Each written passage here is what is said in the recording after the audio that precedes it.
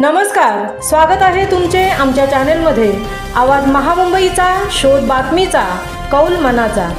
चला तर मग आमचे चॅनेल शेअर करा, लाईक करा आणि सबस्क्राईब करा। धन्यवाद।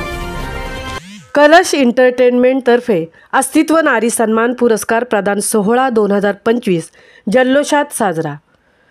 सिने अभिनेत्री प्रिया बेर्डे यांची विशेष उपस्थिती। कलश एंटरटेनमेंट तर्फे अस्तित्व नारी सन्मान पुरस्कार 2025 हा सोहळा श्लोक पाटील व कल्पना सुर्वे यांच्या संकल्पनेतून त्यांनी साकारलेल्या सन्मान पुरस्काराचे वितरण मोठ्या जल्लोषात साजरे झाले। उरणमधील सिल्वर ओक रिसॉर्ट येथे शनिवार दिनांक 22 मार्च 2025 रोजी हा पुरस्कार वितरण सोहळा आयोजित करण्यात आला होता। यावेळी या भव्य दिव्य कार्यक्रमाच्या प्रमुख पाहुण्या सिने अभिनेत्री प्रिया बेर्डे, शैलजा घरत, राष्ट्रवादीच्या भावना घाणेकर व माजी नगराध्यक्षा सायली म्हात्रे यांच्यासह इतर मान्यवर महिलाही उपस्थित होत्या। आलेल्या मान्यवरांचे लेझिमच्या गजरात स्वागत झाले। दीपप्रज्वलनाने कार्यक्रमाची सुरुवात झाली। श्लोक पाटील आणि कल्पना सुर्वे यांनी महिला दिनाच्या निमित्ताने महिलांचा केलेला हा गौरव आहे। त्यांच्या जीवनात त्यांनी आनंदी क्षण दिले आहेत।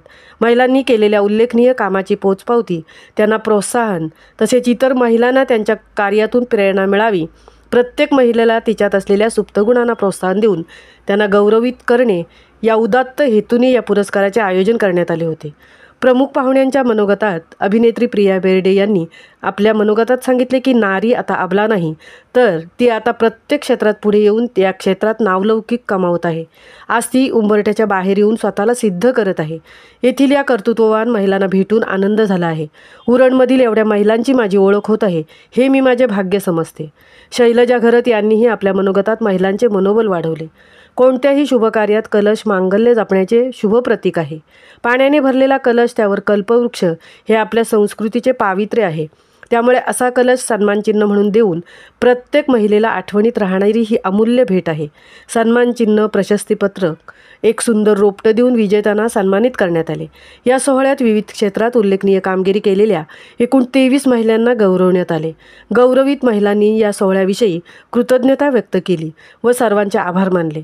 कलश एंटरटेनमेंटच्या संस्थापिका श्लोक पाटील व सहसंस्थापिका कल्पना सुर्वे या म्हणाल्या की हा आमचा दुसरा सीझन आहे। आम्ही दरवर्षी अशा उल्लेखनीय कामगिरी करणाऱ्या महिलांचा सत्कार करून त्यांना शुभेच्छा देऊन प्रोत्साहित करू। जास्तीत जास्त महिलांना या सन्मानास पात्र बनवू। यावेळी लोकशाही, IBN लोकमत, झी 24 तास यासारखे प्रसिद्ध वाहिन्यांचे प्रतिनिधी हजर होते। विविध वृत्तपत्रांचे पत्रकार, डॉक्टर्स, विविध क्षेत्रातील मान्यवर हजर होते। शेका पक्षाचे प्रीतम म्हात्रे यांनीही यावेळी आपली उपस्थिती दर्शवली व महिलांना प्रोत्साहन दिले। यावेळी आलेल्या पाहुण्यांनीही सन्मानचिन्ह देऊन गौरवण्यात आले।